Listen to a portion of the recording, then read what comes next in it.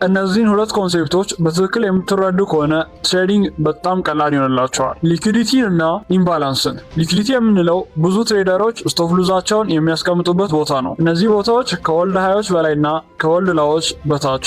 ስለዚህ ስማርት መኒ እነዚህን ቦታዎች የሌሎችን ስቶፕ ሉዞች በመውሰድ ሊኩዲቲ ለማስወጣትና የራሱን ትላልቅ ኦርደሮች ይዞ ወደ ማርኬቱ ለመግባት ይጠቀምበታል። እነዚህ ሊኩዲቲዎች ከተወሰዱ በኋላ በአብዛኛው ፕራይስ ኢምባላንስን ይፈጥርልናል። ኢምባላንስ ወይም ፌር ቫልዩ ጋፕ በተለምዶ የምንለው ቦታ ፕራይስ በፍጥነት በሚጓዝበት ጊዜ ወደ ማርኬቱ ሳያስገባ ትቶ የሚሄዳቸው ትላልቅ ኦርደሮች የሚከማቹበት ቦታ ነው። ፕራይስ ወደ ትክክለኛ አቅጣጫ ከመሄዱ በፊት ወደ እነዚህ ቦታዎች ተመልሶ በመምጣት ይሞላቸዋል።